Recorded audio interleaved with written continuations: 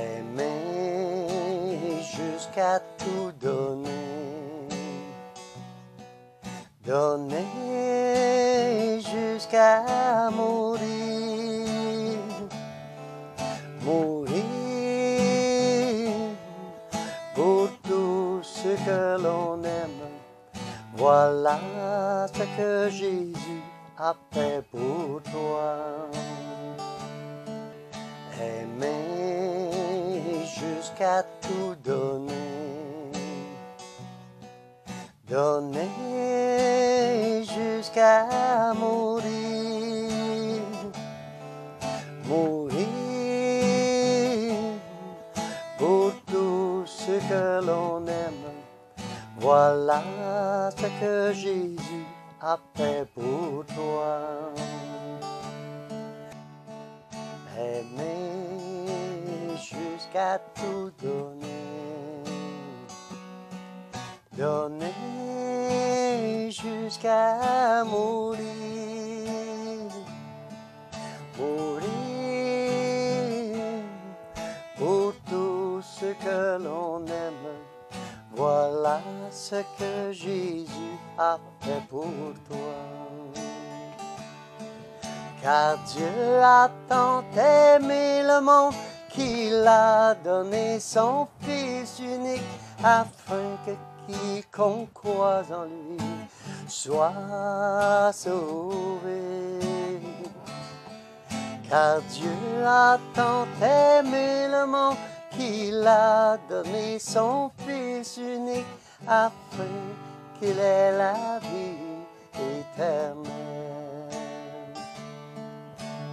Aimer jusqu'à tout donner, donner jusqu'à mourir, mourir pour tout ce que l'on aime. Voilà ce que Jésus a fait pour toi. Voilà ce que Jésus a fait pour toi. Voilà ce que Jésus a fait pour toi. Voilà ce que Jésus a fait pour toi. Voilà ce que Jésus a fait pour toi. 2. La rédemption et le pardon. Prenez note. Romains 3, 23, Ézéchiel 18, 20, Éphésiens 1, 7, pour vérifier ce que je dis, qui est en accord avec la parole. La rédemption et le pardon, c'est uniquement par le sang de Christ. Hein? C'est pas extraordinaire? C'est ordinaire et extraordinaire en même temps. Que toute relation naît avec Dieu le Père. Le péché nous sépare de Dieu qui est saint, mais à cause de son amour, il a prévu et établi un moyen de réconciliation avec l'humanité déchue. Le sang de Jésus nous mène librement au Père. Être sauvé signifie que nous avons été rachetés. Par le sacrifice de Jésus à la croix, nous avons été libérés de toute forme d'esclavage et affranchis du péché. Si tu ne vis pas ça, dans ton corps, dans ton âme, dans ton esprit, dans ta conscience, puis si tu n'es pas sûr, tu n'as pas l'assurance, fais une prière avec moi, c'est le temps. C'est simple.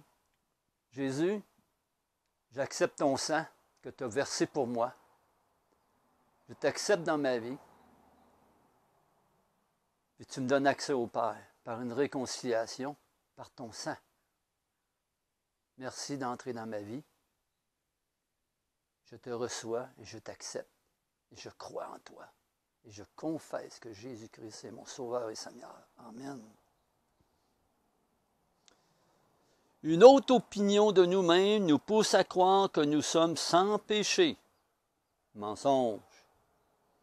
Pourtant, aucun être humain ne peut s'autoproclamer comme étant irréprochable. Romains 3, 23. Un grand prix a été payé pour notre affranchissement, mais pour qui?